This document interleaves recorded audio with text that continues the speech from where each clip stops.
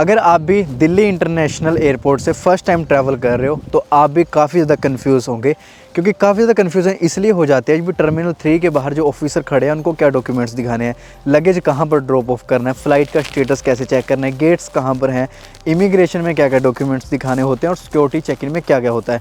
तो काफ़ी ऐसे क्वेश्चन होते हैं और जब बंदा फर्स्ट टाइम ट्रैवल करता है तो काफ़ी ज़्यादा कन्फ्यूज़ भी रहता है। बट ये छोटी सी वीडियो मैंने बनाई है, इसके अंदर मैं पूरा A to Z गाइड दूंगा और पूरा सब कुछ अच्छे से कवर कर दूंगा, ताकि अगर आप फर्स्ट टाइम ट्रैवल कर रहे हो और आप कुछ भी चीज़ मिस ना करो, सीधा A से लेके Z तक सब कुछ इसी वीडियो में बता दूंगा। तो वीडियो के अंत तक बने रहिए। तो विदाउट वेस्टिंग एनी टाइम मैं वीडियो को शुरू करता हूँ।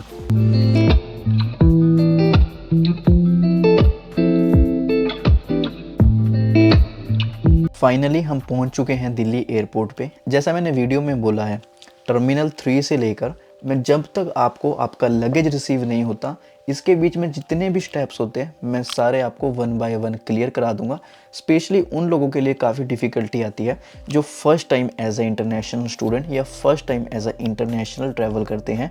देखो, अभी हमें दिल्ली एयरपोर्ट पे बाहर का जो ये इंटरफेस है, ये तो मोस्ट लाइकली सबने देखा ही होता है। जब भी हम किसी को छोड़ने आते हैं या लेने आते हैं तो इससे तो सब वाकिफ़ हैं, तो सबने मोस्टली देखा ही होता है। बट मोस्टली जो हमारी टिकट्स होती है उस पर लिखा होता है टर्मिनल 3। देखो, ये टर्मिनल 4 है, तो ये कोई कंपलसरी नहीं है आपको टर्मिनल 3 के अंदर से ही जाना है। जितने भी टर्मिनल होते हैं 2, 3, 4, 5, 6, ये सब अंदर जाके एक ही जगह मिलते हैं। सो सिर्फ ये एंट्रीज होती हैं, बट थोड़ा एयरलाइन का डिफरेंट होता है। बट आपको कोई परेशानी लेने की ज़रूरत नहीं है। कई बार क्या होता है, काफ़ी बिजी हो जाता है जो एयरपोर्ट होता है, तो वो कई बार टर्मिनल 3 को बंद भी कर देते हैं। मतलब काफ़ी जब लोग एक क्यू में खड़े हो जाते हैं तो लोगों को वो टर्मिनल 4 से एंट्री दे देते हैं। कई बार 4 बिजी होता है तो 5 से एंट्री दे देते हैं। बट मोस्ट लाइकली कुछ इस तरह का होता है। तो अगर आप 3 से एंट्री ले रहे हो, जैसे ये 3 है टर्मिनल दिल्ली एयरपोर्ट का, तो कोई टेंशन नहीं है। 4 से ले रहे हो तब भी कोई टेंशन नहीं है। जो सबसे पहला क्वेश्चन होता है वो ये होता है, यहाँ पर जो ऑफिसर खड़े होते हैं वो क्या चेक करते हैं। देखो, ये सिर्फ 2 ही चीज़ें आपकी चेक करते हैं, आपका पासपोर्ट और आपकी टिकट। ये कोई इमिग्रेशन ऑफिसर नहीं है जो आपका वीज़ा चेक करेंगे।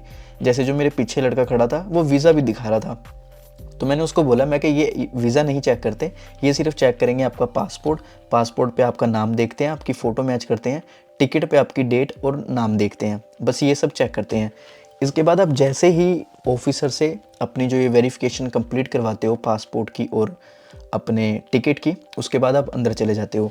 दिल्ली एयरपोर्ट अंदर से कुछ इस तरह का दिखता है। देखो, बहुत हलचल हो रही होती है, ऐसा नहीं होता बहुत ही ज़्यादा भीड़ होती है। हाँ, जब रश आवर्स होता है तो माइट भी काफ़ी भीड़ होती होगी, बट कुछ इस तरह से दिखता है। नॉर्मली जब मैं आया था तब कुछ ऐसा था।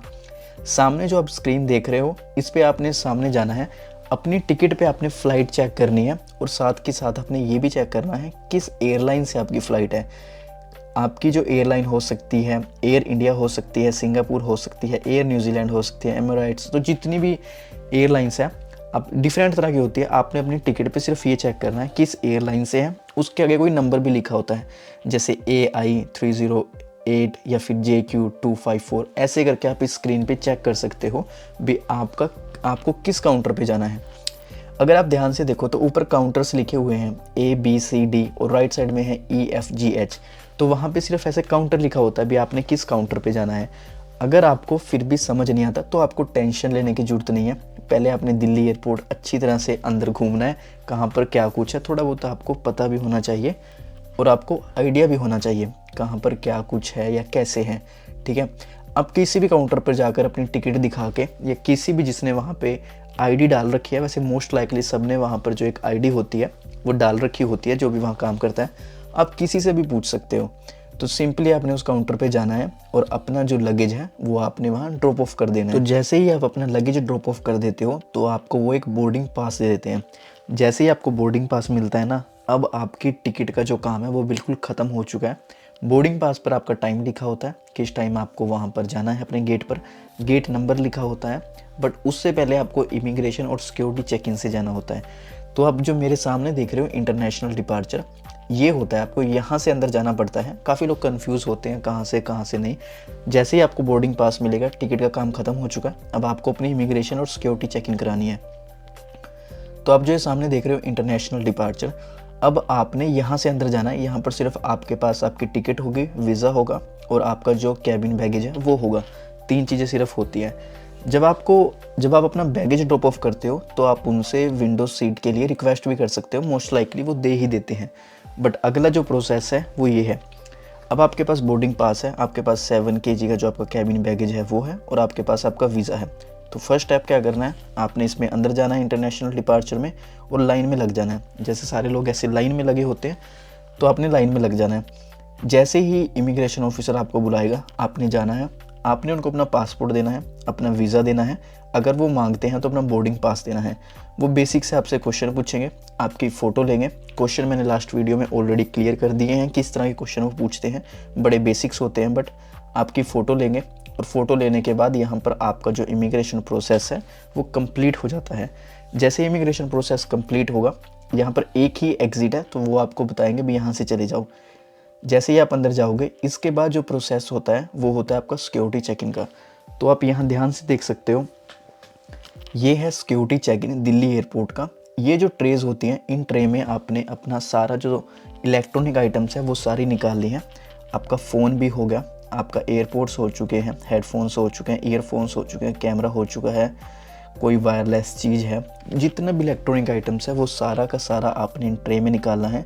और एक और ट्रे लेनी है, उसमें आपने सिर्फ अपना लैपटॉप रखना है सिंगल ट्रे में, और एक सिंगल आपका लैपटॉप ही रहेगा। अगर 2 लैपटॉप हैं तो 2 ट्रे लेनी पड़ेगी, और दूसरे में बाकी सारा सामान जाता है।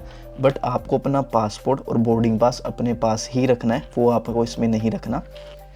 तो जैसे ही ये सब स्कैन होके जाता है तो दूसरी जगह आपने जाना है, और फिर आप, क्योंकि सिक्योरिटी चेक इन में आपकी भी चेक इन होती है, सारा कुछ आपको वो चेक करते हैं अच्छे से। इसके बाद वहाँ दूसरी साइड जाके आप अपना सामान ले सकते हो, तो कोई प्रॉब्लम नहीं होती इसमें, ये कोई इतना बड़ा इशू नहीं होता।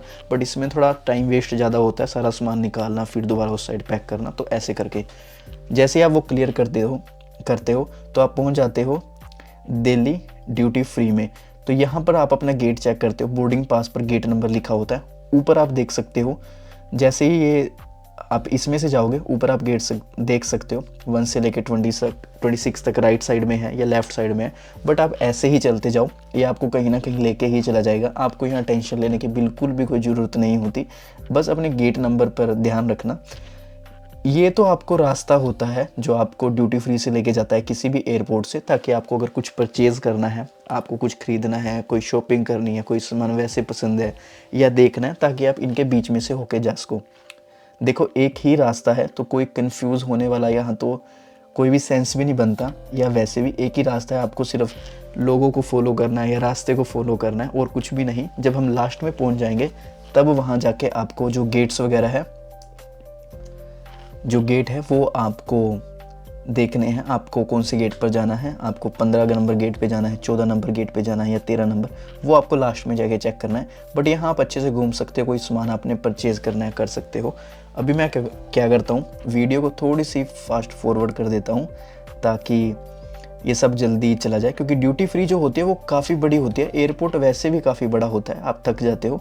मोस्टली मैं रेकमेंड करूँगा जो 7 kg का आपका बैग होगा वो आप ट्रॉली वाला लें, क्योंकि आप देख सकते हो मेरे ख्याल से 1-2 किलोमीटर या किलोमीटर की तो वो मेरे को खुद ही लगती है स्टार्टिंग से लेके एंड तक, उससे ज़्यादा ही होगी टू बी ऑनेस्ट। और काफ़ी एयरपोर्ट पे तो इससे ज़्यादा ही होती है, जैसे सिंगापुर एयरपोर्ट हो गया, मेलबर्न एयरपोर्ट भी वैसे काफ़ी बड़ा है, बट उसकी इतनी वो मेरे को नहीं लगती जितनी ये सिंगापुर और अपने दिल्ली एयरपोर्ट की है।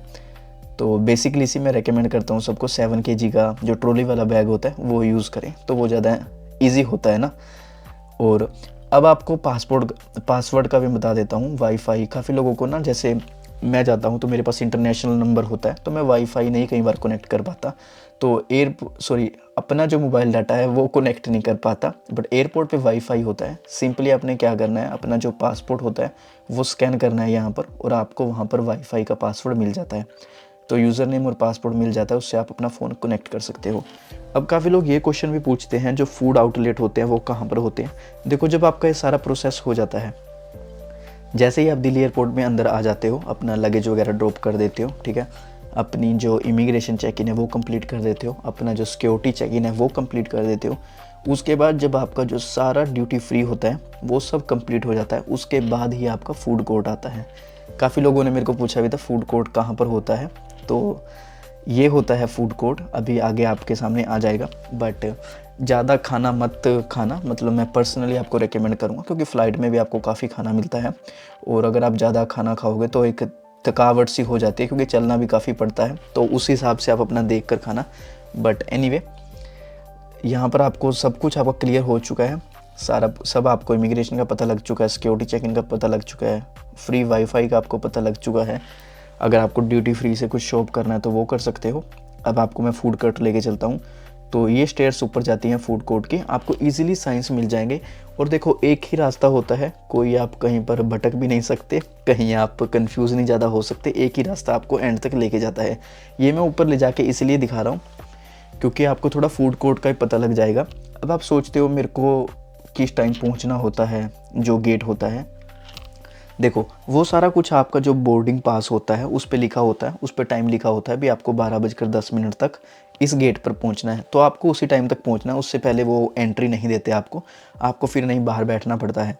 और जैसे ही वो 12:10 होते हैं फॉर एग्ज़ाम्पल, उसके बाद भी 15-20 मिनट लग जाते हैं, क्योंकि पहले वो बिजनेस क्लास और फर्स्ट क्लास को इनवाइट करते हैं, उसके बाद जो बेबी के साथ आते हैं अपने उनको इनवाइट करते हैं, उसके बाद फिर वो रो वाइज इनवाइट करते हैं, तो ऐसे करके उसके बाद भी काफ़ी ज़्यादा टाइम लग जाता है। बट ये फूड कोर्ट होता है और यहाँ पे सब कुछ आपको मिल जाएगा। सबवे है, डोमिनोज है, KFC है, अपने इंडियन रेस्टोरेंट्स होते हैं। ये तो दिल्ली का ही है तो ऑब्वियसली सी बात है, मोस्ट लाइकली इंडियन से ज़्यादा होगा इस पर, बट और भी काफ़ी होते हैं, ऐसी बात नहीं है। चाइनीज़ आपको मिल जाएगा, जैपनीज़, और काफ़ी चीज़ें होती हैं और काफ़ी बड़ा होता है, ऐसी बात नहीं, काफ़ी छोटा होता है।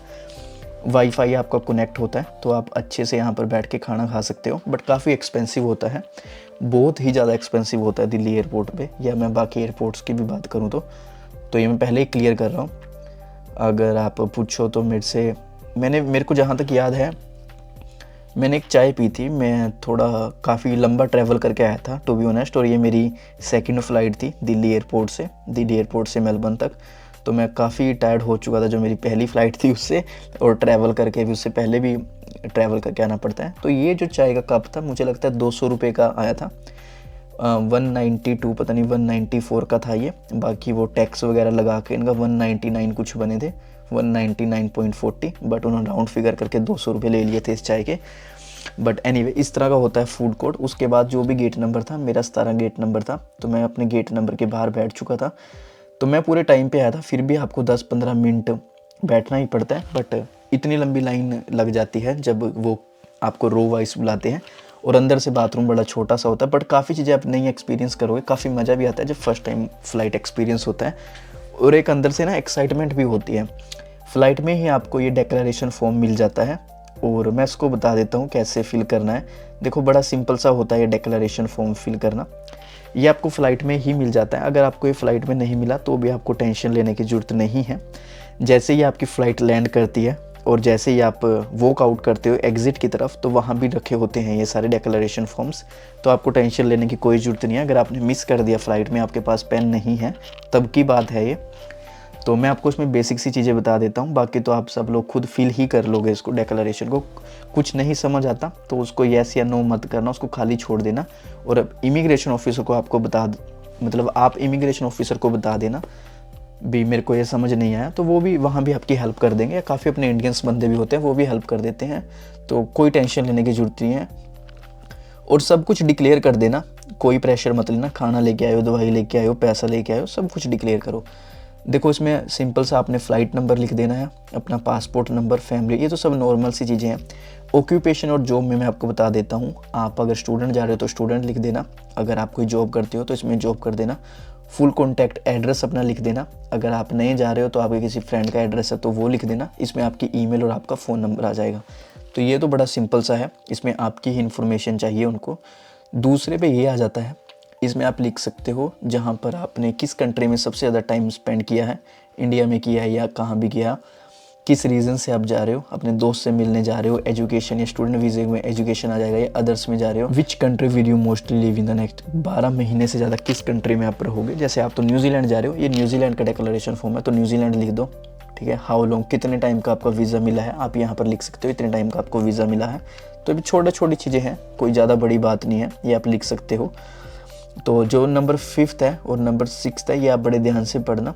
देखो, नंबर 5 में अगर आप कोई भी अनकुक्ड फूड भी लेके आए हो तो आप मेंशन कर देना यस, और जैसे हम कई बार क्या होता है घर से पंजीरी लेके जाते हैं या घर से कुछ ऐसा ना खाना लेके जाते हैं, तो पंजीरी होती है, दाबड़ा होता है और लड्डू, कोकोनट के लड्डू लेके आते हैं और कोई तिल के लड्डू लेके आता है। तो आप यार मेंशन करो, हाँ जी एनी फूड में उसको यस करो, अनकुक्ड फूड है अपने पास और एनिमल और कुछ है तो प्रोडक्ट्स हम लेके नहीं जा सकते। ये प्लांट वगैरह कोई प्रोडक्ट मत लेके जाना, वो धर लेंगे आपको और बेकार के क्वेश्चन पूछेंगे, बहुत टाइम वेस्ट करते हैं वो।